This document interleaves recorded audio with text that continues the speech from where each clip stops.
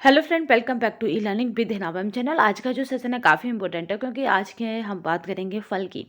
फल ऐसी नेचुरल हमारे पास मिठास है जिसमें डायबिटीज में भी फ़ायदा होता है। यानी फल में अपने आप में एक मिठास यानी फ्रक्टोज मौजूद होता है, उसके बाद भी हम इसका सेवन करते हैं। ये हमारे स्वास्थ्य के लिए भी लाभदायक होता है अगर हमें डायबिटीज है तो भी। तो चलिए इसी क्रम में हम देखते हैं आज फलों के से बनने वाले वन लाइनर क्वेश्चन या फिर कहें एमसीक्यू टाइप, जो एमसीक्यू टाइप क्वेश्चन होते हैं उनको वन लाइनर फॉर्मेट में हम देख रहे हैं। चलिए, फल और सब्जियां अच्छे स्रोत हैं तो ये किसके हैं, तो आप बताएंगे विटामिन के। अच्छी जेली बन की पहचान है, ये पारदर्शी होती है। अच्छी जेली कैसी होती है, तो आप बताएंगे कि ये कैसी होती है, तो ये पारदर्शी होती है। ठीक है, पारदर्शी होना। ताजे फल तथा सब्जियां आहार में सम्मिलित किए जाते हैं सुरक्षात्मक आहार के रूप में। कैसे इन्हें हम सम्मिलित करते हैं, हम एक सुरक्षा कवच के रूप में इन्हें देखते हैं। पैक्टिन की मात्रा को मापने का ढंग है। जो पैक्टिन होता है उसको मापने का ढंग क्या है, मात्रा को उसकी अगर हमें मापना है कि इसमें कितनी तौल बैठती है, तो ये हो जाता है बॉइलिंग पॉइंट टेस्ट, और दूसरा होता है जेल मीटर टेस्ट। तो इस तरह से जो पैक्टिन की मात्रा होती है वो दो तरीके से, हम इसके दो तरीके के पैमाने होते हैं उस पर नापते हैं। ठीक है, बॉइलिंग पॉइंट टेस्ट और दूसरा होता है जेल मीटर टेस्ट। ठीक है, यानी यहाँ पे पैक्टिन की मात्रा को मापने का ढंग है। तो ये दो तरीके से मापी जा सकती है या मात्रा को नापते हैं। चलिए, पैक्टिन पाया जाता है अमरूद में, इसीलिए इसका क्या बनाते हैं, हम जेली बनाते हैं। अमरूद में सबसे ज़्यादा पाया जाता है क्या, पैक्टिन। यहाँ पे है रसाकर्षण का सिद्धांत संरक्षित करने के लिए उपयुक्त किया जाता है, तो जैम, जेली और अचार।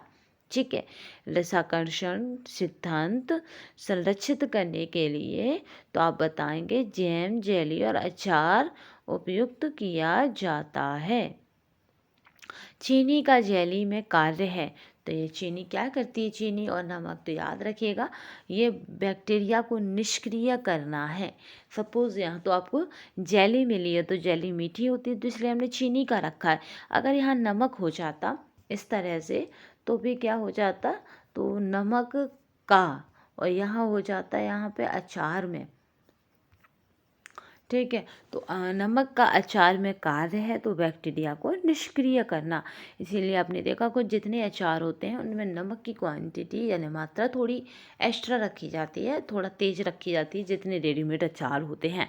अगर मात्रा नमक की तेज होगी तो आपको तेल की कम आवश्यकता पड़ती है।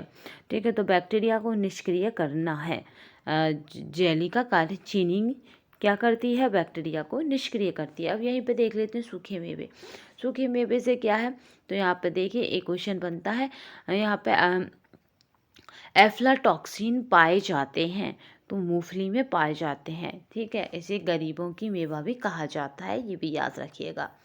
ठीक है, तो यहाँ पे क्या है, एफ्लाटॉक्सिन पाए जाते हैं तो मूंगफली में पाए जाते हैं। मूंगफली को गरीबों की मेवा भी कहा जाता है। तो आज की श्रृंखला में हमने उस तरह के क्वेश्चनों को देखा जो एमसीक्यू टाइप को फॉर्मेट में बनते रहे हैं फलों को लेकर। ठीक है, तो नेक्स्ट श्रृंखला में हम किसी और टॉपिक को देखेंगे। तो तब तक के लिए धन्यवाद। वंदे मातरम, जय हिंद।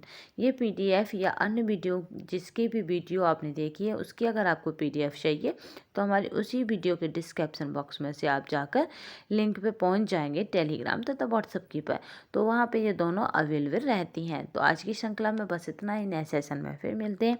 तब तक के लिए धन्यवाद। वंदे मातरम, जय हिंद।